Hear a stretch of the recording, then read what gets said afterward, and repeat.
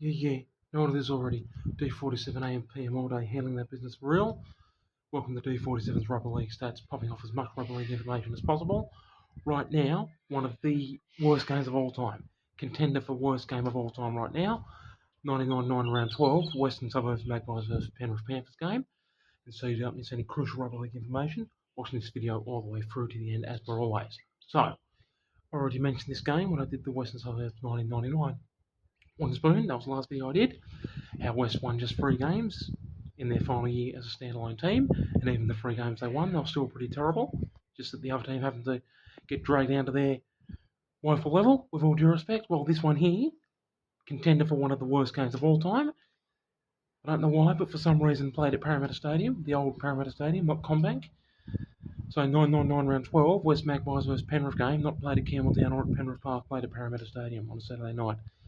Why, I've got absolutely no idea, but that didn't matter. What venue it was played at, easily one of the worst games of all time. It was a bumbling, stake-riddled affair from opening kick-off until final whistle, and there was a meagre crowd of just 5,087 people turn up for it. So only the most loyal die-hard of West or Penrith fans showing up to that one. And the final score ended up West 7, Penrith 6. Wanted to throw in a bit of consolation. One of only 3 wins West managed for the entire season. Yeah, and they only got it in such a woeful game, just to show, even when they got a win, how dire things were for them. That's pretty much all there is to say about it. So the scorers, just obviously 1 try each.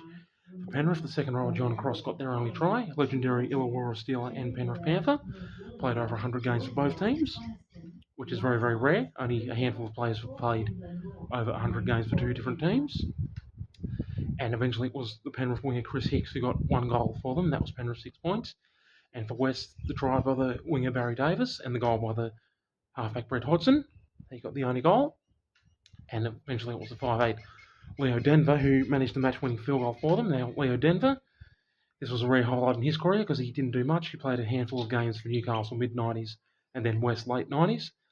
A handful of games and only ever scored a handful of points for both teams. So on this occasion, with the scores locked at 6 all late in the game, the Western Suburbs hooker Cherry Mesher, he got the ball from dummy half, threw it back to Leo Dyenvor, who was about 30 metres out from the goalpost just to the right, and he managed to slot that, to drop kick the ball diagonally and slot that one without too much trouble to put West in front 7-6, where the score stayed until full time. And that was the only way West could win, by a single point, in one of the most dour, worst quality games we've ever seen. Like a game that both teams were third grade teams would have beat them. They were both that terrible. West, that was normal, what we'd expect from them in 1999, but Penrith definitely capable of much more and definitely like a much better team for the rest of the 99 season than this particular game suggested. So there you go. Just wanted to chuck that in, a bit of consolation for West fans after picking up what I said was the Eagle-Worst wooden spoon in 1999, along with Canberra Raiders wooden spoon in 1982. So now, next we get to the Cowboys wooden spoon in the year 2000. Finally, we're into the new millennium, and we're getting towards the end of the wooden spoons. It's been a marathon. I did say I was going to do all of them, but it has been a marathon.